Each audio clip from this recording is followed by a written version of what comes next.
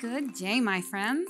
My name is Sarah Ciotti, and I am the co-founder of Elite Advisement Group and Transformative Strategies, Inc.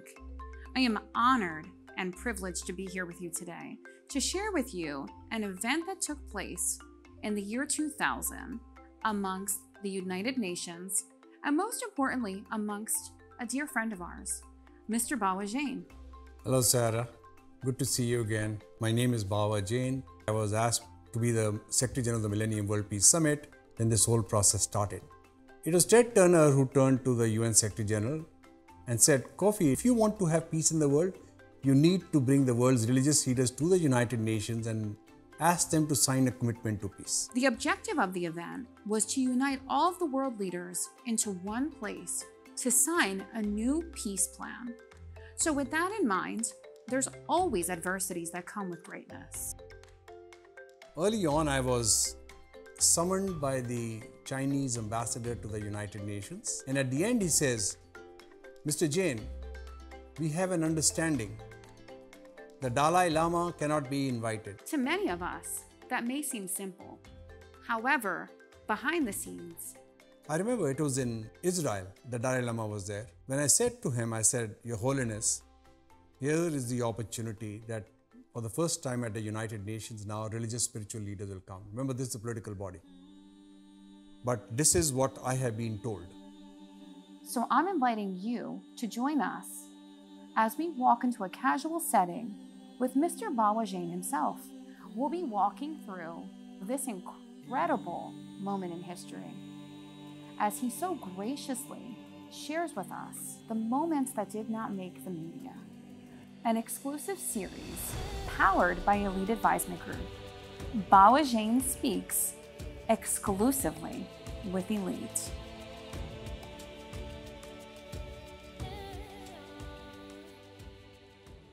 Hello, my name is Sarah Ciotti, co-founder of Elite Advisement Group.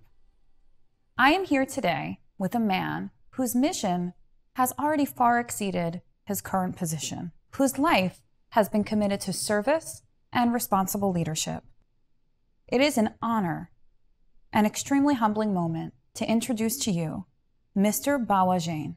Just for all of you, my name is Bawa Jain. I serve as the founder president of the Center for Responsible Leadership. Before that, I was asked to be the Secretary General of the Millennium World Peace Summit, which created the World Council of Religious Leaders, of which I continue to serve as the Secretary General. Thank you so much, Bawa. So with that in mind, I myself have brought to the forefront some of the stories that we've shared. One of them being an event to where the Dalai Lama himself was not on the guest list. Sarah, the event you're talking about is the Millennium Summit at the United Nations. Let me underscore United Nations. Okay, this is the first time in the millennium year in 2000, when at the United Nations we were going to convene some of the most important religious leaders of the world. And started in a conversation between Ted Turner, the CNN founder, and the UN Secretary General Kofi Annan. It was Ted Turner who turned to the UN Secretary General and said, Kofi, if you want to have peace in the world, you need to bring the world's religious leaders to the United Nations and ask them to sign a commitment to peace. Kofi Annan, a very pensive man, soft-spoken man, he turned and said, that's a good idea. And the Millennium Summit process began.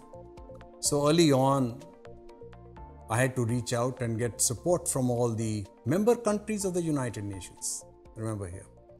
And I knew some of the challenges right on. You mentioned the Dalai Lama, whom I have been fortunate to know since I was a young child, because he was a brother to my guru, Acharya Sushil Kumar Ji Maharaj. I got into doing what I am doing because of my guru. He's the one who put me onto this path.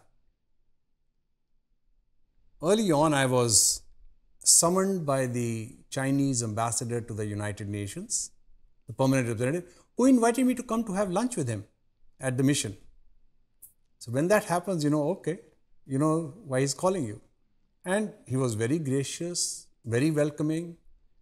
He assured me of the total support of the Chinese government and that for the first time, China would send a delegation of over 30 spiritual and religious leaders from the mainland of China to the United Nations for the Millennium Summit. And at the end he says, Mr. Jain, we have an understanding. The Dalai Lama cannot be invited. They don't use the word Dalai Lama. They said the Dalai cannot be invited. Now I was getting calls from senior US politicians, including Senator Jesse Helms, who was the chair of the Foreign Relations Committee at that time. He called me, he says, and he was very strong. He says, who the hell do you think you are? You're the Secretary General for this summit, you're doing this summit and you can't invite the Dalai Lama? I said, Senator, I am so glad you said that. You are the superpowers. Can you please pick up the phone and talk to your counterparts in the Chinese government and maybe they will relent? It's a summit of religious and spiritual leaders for peace. It's not a political summit. How does one turn to someone like the Dalai Lama and share with him that he's unable to attend such a prestigious moment in history? So I spoke to him privately. When I said to him, I said, Your Holiness, here is the opportunity that for the first time at the United Nations now, religious spiritual leaders will come. Remember, this is a political body. But this is what I have been told as the protocols of the UN. I have come to you for guidance. Please advise me. If you feel that we should cancel the summit, I will. And I was prepared to do that. If it came to that, if he truly felt that. And His Holiness was very gracious. He reached out. He says, no. The summit is very important. Summit must go on. So for me is my Guru's presence. I prayed. I said, show me a way. And the best way for me was being honest and straightforward. And share from him my deep passion, my conviction. But then let the answer and guidance come from him.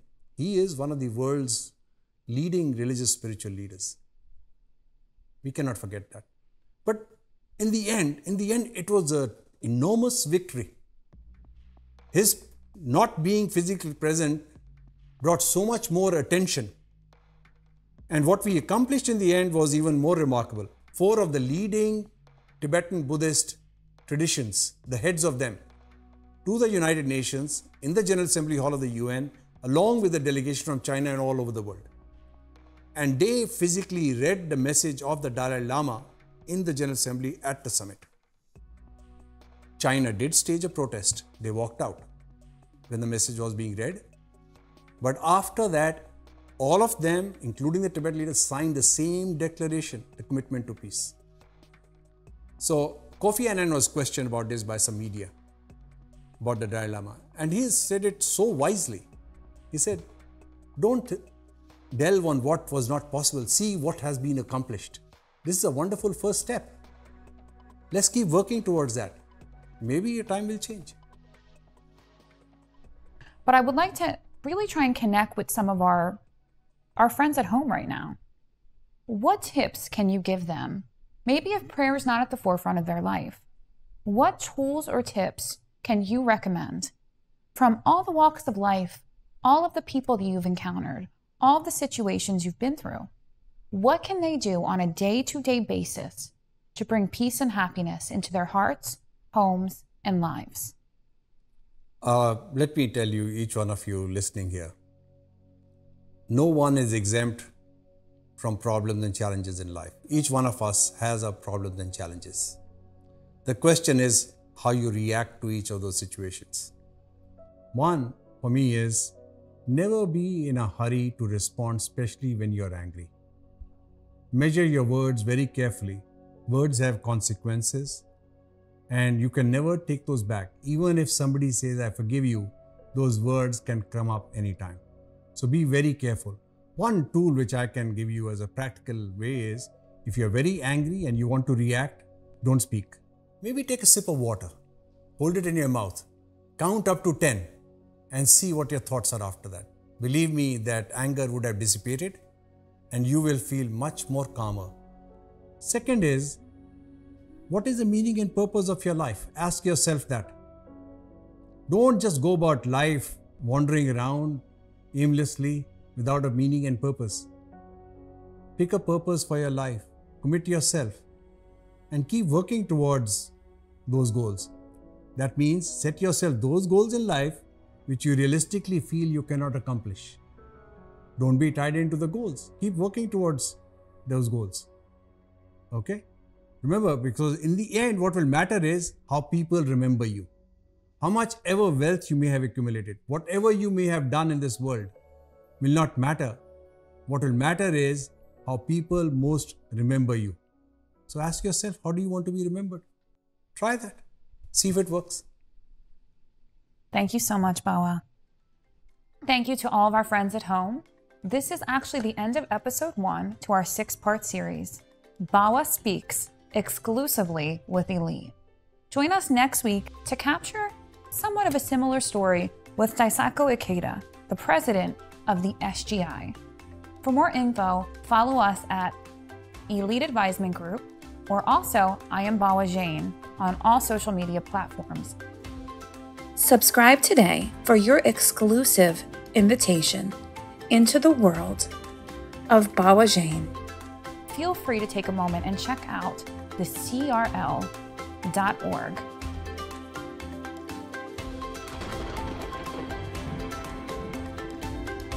So when I was summoned, the minister said to me, he says, Mr. Jain, we must protest. I said, Excellency, please tell me what is wrong with this message.